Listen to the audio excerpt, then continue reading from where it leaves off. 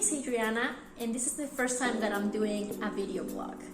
I wanted to start this channel because we move a lot with my husband, and every time we move we have to research a lot of information about the country and city we're moving to, but we don't always find all the information we want. So I wanted to do this channel to maybe help out anybody who wants to move or travel to another city or country with the information that we have.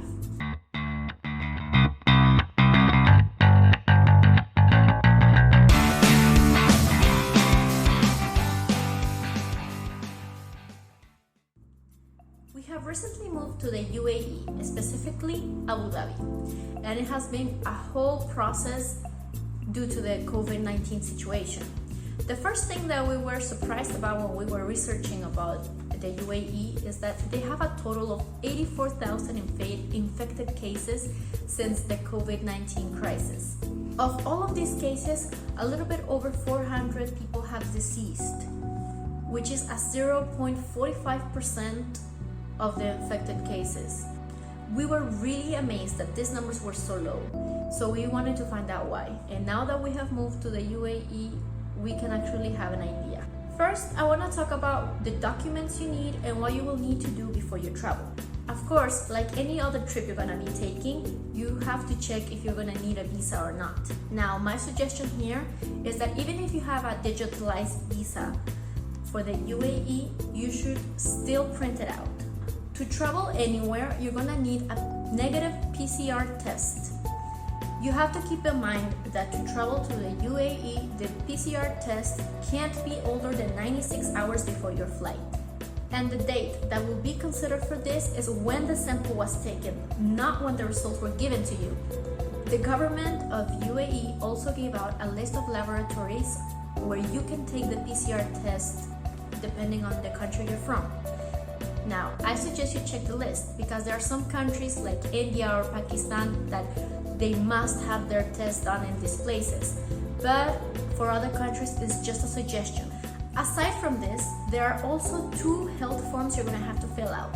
These are available online, but they also give them out to you at the airport in case you have any problem to have them printed out before your flight. They are mostly health declaration forms where you have to answer questions about COVID-19 or if you have been in close contact with somebody that has been infected with COVID-19. There is an app you can download where you're going to have to fill out your personal information about your flight, and any health related questions as well. Once you are in UAE, the PCR test results that you have are going to be asked of you in many different moments. They're going to be asked of you at the airport in the first place, when you're doing your check-in, and also when you arrive. They are going to ask for these PCR test results when you're doing immigration and when you're also going out into the city.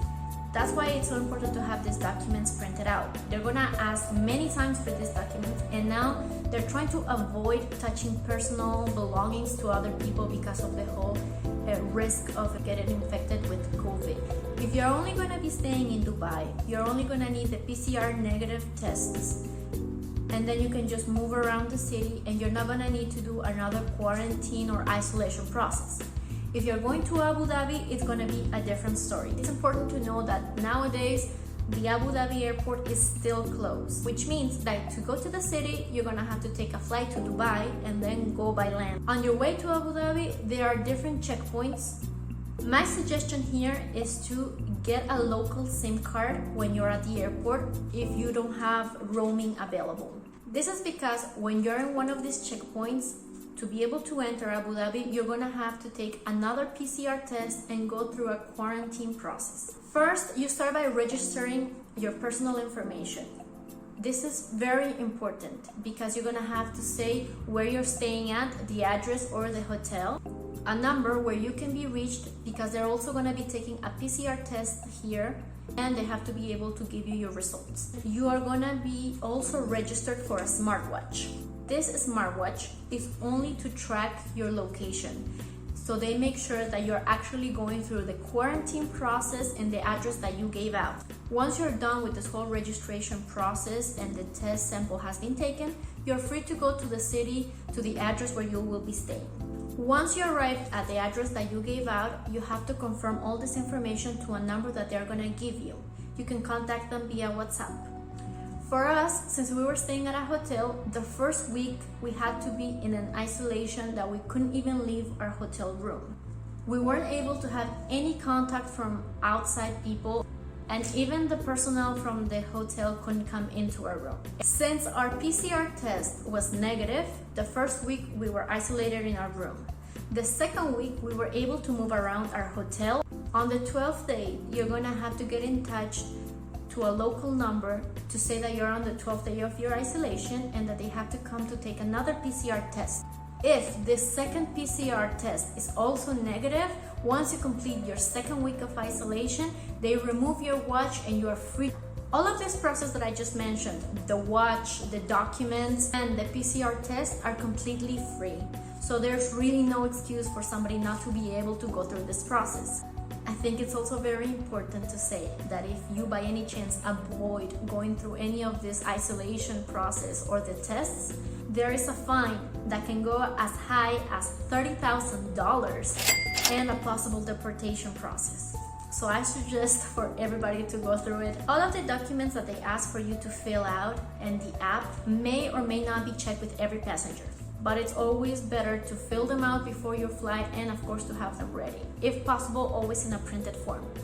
All of this information is available online, so I'm gonna leave all the links below in the description of this video so you can check them out and read for any information or extra documents you may need. Remember to always check the information because there is always something new coming out or this information is constantly changing. If you have any questions, please leave them down below in the comments and I will answer them as soon as I can. Don't forget to support with a like and a subscription if you want. And of course, you can also follow me on Instagram.